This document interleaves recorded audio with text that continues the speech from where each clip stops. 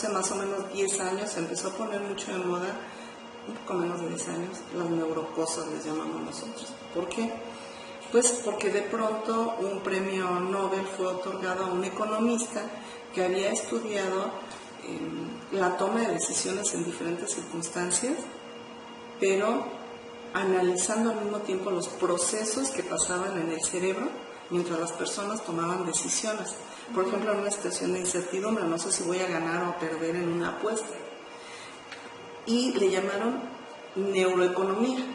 Y eso hizo, cuando los economistas duros, quiero decir aquellos que hacen análisis matemáticos, le pusieron el término neuroeconomía, es como si le hubieran dado permiso a todo el mundo de ponerle neuro a lo que hacían. Y bueno, me voy a centrar más en el término de neuroeducación o neurocognición que se ha desarrollado. Pero como les decía antes, en realidad le podríamos llamar neurocosa a lo que sea relacionado con un organismo vivo que tiene cerebro. Entonces, si hablamos de los seres humanos, podríamos hablar de neuroeducación, de neuropsiquiatría, pero no es tan válido, porque todo tiene relación con el sistema nervioso. Y cuando hablamos de neuro, estamos hablando del sistema nervioso. También, como les decía hace rato, pues el sistema nervioso regula todas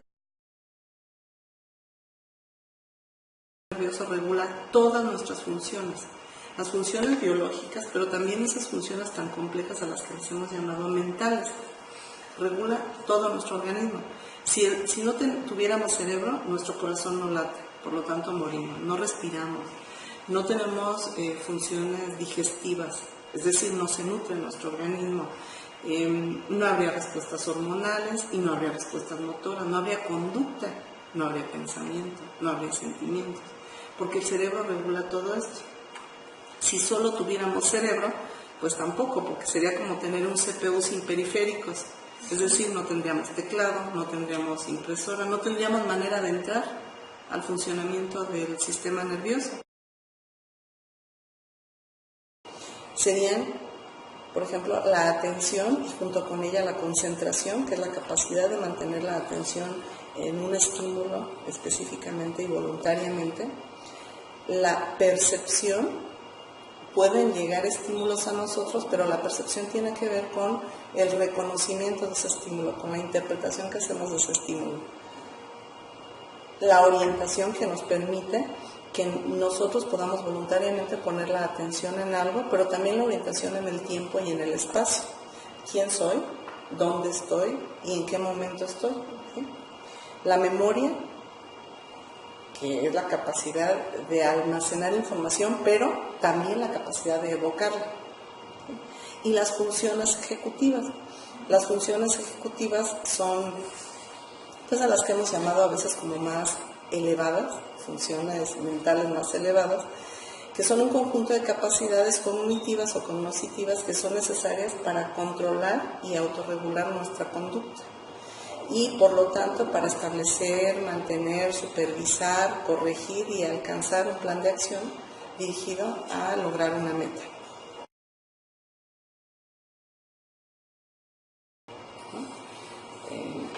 Entonces sí hay trastornos, por supuesto, de las funciones cognitivas. Por ejemplo, uno de ellos es la dislexia, que es la incapacidad para leer. Hay otras bien interesantes como las afasias. Y con frecuencia tienen que ver con un mal funcionamiento de alguna parte de nuestro cerebro. Por ejemplo, hay niños que entienden muy bien lo que se les dice, pero ellos no pueden emitir el lenguaje de una manera coherente. Entonces dicen cosas que a uno les suenan absurdas, ni siquiera pronuncian las palabras tal cual. A veces sí las pueden escribir, pero no las pueden verbalizar. Ustedes habrán oído ya de las afasias de Wernicke y de Broca. Entonces, a veces no se puede comprender el lenguaje hablado, a veces no lo podemos emitir, y así hay muchas diferentes. Hay personas que son incapaces de leer, hay personas que tienen dislexia y cuando están leyendo pronuncian algo diferente a lo que están viendo. Algunos de ellos sí entienden lo que leyeron, pero lo dicen diferente. Entonces hay muchos trastornos, algunos muy puntuales. Hay personas que son incapaces de reconocer rostros humanos. No los pueden reconocer, entonces nunca se pueden aprender el rostro de una persona. O sea, hay diferentes tipos de trastornos, pero uno de los más comunes son los trastornos por déficit de atención, que a veces se acompañan con otro tipo de comportamientos, como la hiperactividad o como conductas desafiantes, ¿no? Cognitivas es el que nosotros podamos inhibir otros estímulos, ¿sí? Para poder centrar la atención en uno. O sea, la capacidad de seleccionar en qué fijamos nuestra atención. Entonces podríamos comprender que en un niño, por ejemplo, con trastorno por déficit de atención, lo que está fallando es esta capacidad de inhibir otros estímulos, ¿sí? Y por lo tanto su atención no se puede mantener fija en algo, sino que brinca de una cosa a otra, ¿verdad? Entonces, bueno, entonces es muy importante saber cómo los procesos cognitivos están estrechamente relacionados con la educación, con el proceso de aprendizaje escolar, pero con el proceso de aprendizaje de cualquier tipo, no solo el escolar, sino el aprendizaje para la vida, ¿no? Y básicamente las funciones cognitivas y sobre todo las ejecutivas, por todas ellas, están reguladas por la parte más frontal de nuestro cerebro, por la corteza prefrontal, ¿sí? La corteza prefrontal es también la de más reciente desarrollo evolutivamente hablando y por lo tanto es en el ser humano, en el animal en el que está más desarrollado. En otros animales está menos desarrollada, en algunos existe como en algunos otros primates, como los chimpancés, por ejemplo, en algunos otros animales existe, y podemos nosotros darnos cuenta que efectivamente son capaces de planear.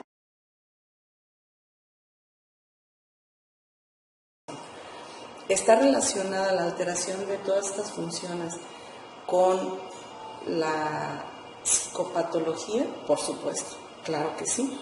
A veces porque aprendemos mal patrones de comportamiento y eso se aprende pues por repetición. Si desde que somos chicos aprendemos, por ejemplo, a responder violentamente y no aprendemos a inhibir nuestra agresión, nuestras expresiones violentas, digamos, entonces pues eso se convierte en una patología, la conducta violenta. ¿Se puede modificar a través de la intervención en la cognición? Sí se puede modificar. Es más difícil desaprender y aprender algo nuevo, pero sí se puede. Lo ideal sería entonces que hubiera un aprendizaje adecuado. Las emociones, por cierto, son también parte de las funciones cognitivas y a veces aprendemos mal a expresarlas, casi siempre de hecho no aprendemos bien a diferenciar entre una emoción y otra. Sí, la probabilidad de que tengamos algún trastorno.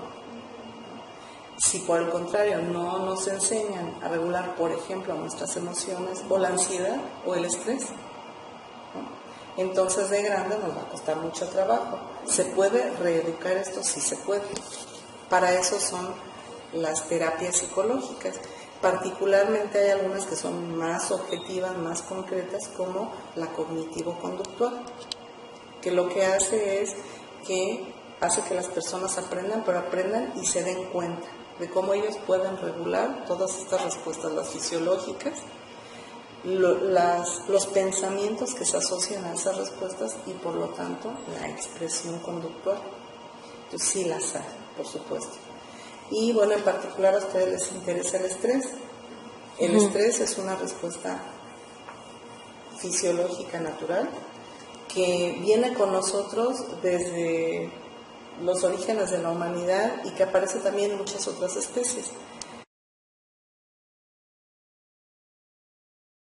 Y el estar estresados todo el tiempo hace que nuestro corazón se vaya dañando, que nuestro organismo en general se vaya dañando físicamente. Y si somos vulnerables a la diabetes, por ejemplo, porque somos prediabéticos, porque nuestra mamá tiene diabetes, entonces estas situaciones de estrés pueden hacer que se desencadene, pueden funcionar como un estímulo desencadenante de una predisposición que nosotros tenemos.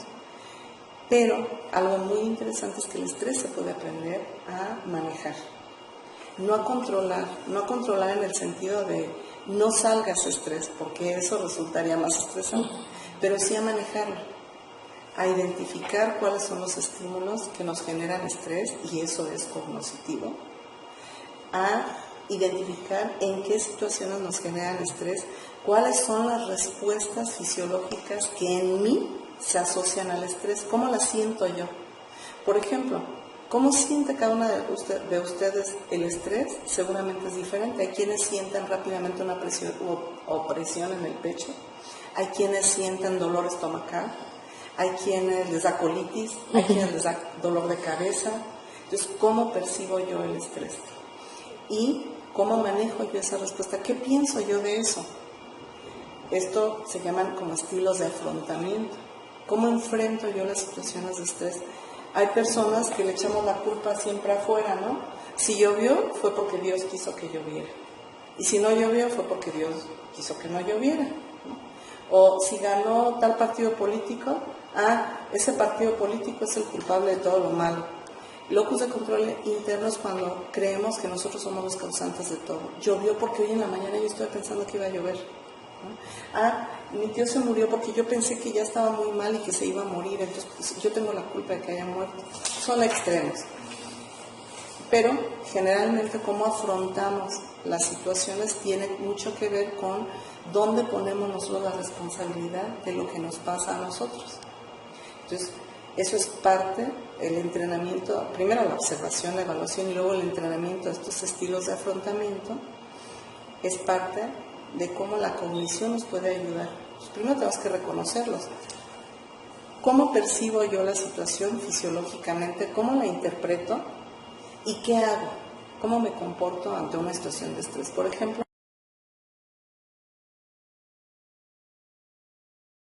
una persona que tiene un nivel de estrés alto no está en las mejores condiciones para aprender. Hay una estrategia que se llama mindfulness, o también se puede desde la meditación, que sugieran que antes de empezar una clase se hagan unos minutitos como de este tipo de ejercicios que son como de respirar profundo y de enfocar la atención en ti mismo. Esta es la relación que podría haber entre neurocognición y el aprendizaje en el aula y cómo es importante que consideremos estos factores antes de pretender que un aprendiz, un niño, un adolescente, un adulto aprenda.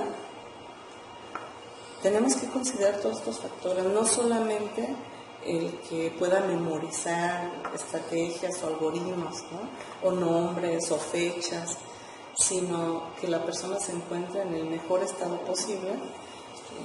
Y además tendríamos, no se puede hacer en el aula, pero tendríamos que estar conscientes que puede haber algunas de estas funciones que no están muy desarrolladas en él, ¿no? Como por ejemplo la capacidad para autocorregirse. Una de las funciones ejecutivas que está más asociada con algunos de los trastornos más preocupantes, como las adicciones, por ejemplo, como la conducta suicida.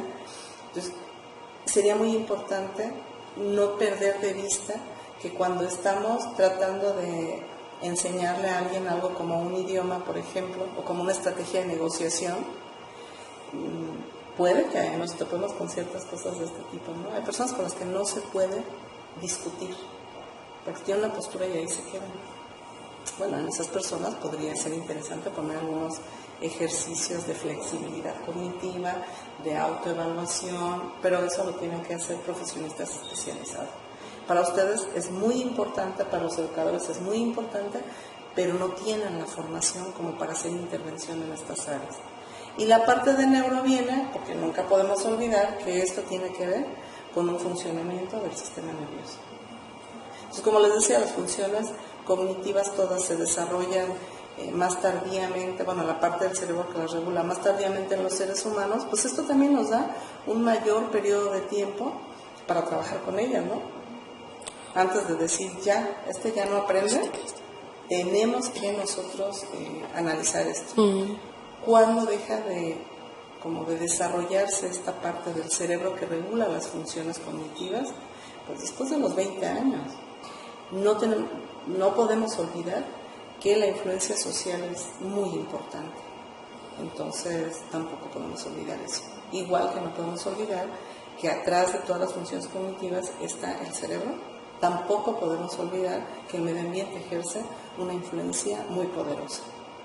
Entonces tenemos la biología, tenemos la estimulación medioambiental y la propia del individuo, la que genera el propio individuo a través de sus pensamientos, de sus ideas, de sus creencias, de su propia ideología. ¿Ante qué estímulos se estresa? Hacer una lista, un diario de estrés. ¿Ante qué estímulos? Y luego, ¿qué respuestas fisiológicas tienen? Es decir, ¿cómo perciben ustedes el estrés en ustedes mismos? Cuando yo les pregunto, por ejemplo, a mis estudiantes, ¿tú cómo percibes el estrés? Me dicen, ay, muy fuerte. No, es algo más específico. ¿Cómo percibes el estrés? Quiero decir, ¿en qué parte de tu cuerpo percibes el estrés? Hay personas que lo perciben en diferentes lugares y hay personas que dicen, me da dolor de cabeza. Hay personas que dicen, yo siento una opresión en el pecho. Hay personas que dicen, a mí me da dolor del estómago, colitis, etc. Entonces, es cómo percibes el estrés. ¿Qué respuesta es la que tú percibes más? Se me acelera el corazón. Porque a partir de eso, con eso vas a empezar a trabajar tú. Entonces, ¿qué estímulos? ¿Qué respuesta? Y sí, convendría que le pusieras que llevaras como un diario y dijeras, el día de hoy, 2 de mayo del 2018, tuve una situación en la que me estresé, tal. El estímulo fue este, mi respuesta fue y de 0 a 10 yo diría que mi nivel de estrés fue tanto. Eso es para empezar. Porque entonces aprendes a identificar cómo es tu respuesta al estrés. Y tendrías que anotar ahí también, ¿y qué hice? ¿Qué hice? Le pegué, lo quité, lo tiré. ¿Estrés qué haces? Pues yo pataleo. O boto la puerta, voy a mi cuarto, me encierro y golpeo la puerta. Tienen que anotar la manera, muy honesta, no es para nadie más que para ustedes, ¿sí? Y después de eso, hay tips como para empezar a manejarlo antes de tener que recurrir con un especialista. Como que, por ejemplo, realizar acciones que te relajan. Entonces también tienes que identificar cuáles. Hay algunas que son como generalmente recomendadas, como por ejemplo hacer jardinería, regar las plantas, salir a caminar con tu mascota, si la controlas, porque si no te va peor, salir a caminar. ¿Sí?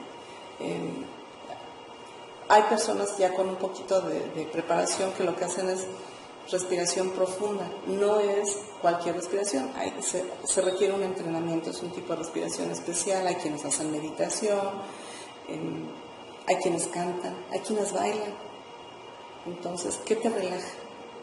Y haces eso, no alcohol, no cigarro, no comer. Hay personas que ante el estrés comen, respuesta inadecuada, porque empiezan a engordar, desequilibran su organismo, o beben lo mismo.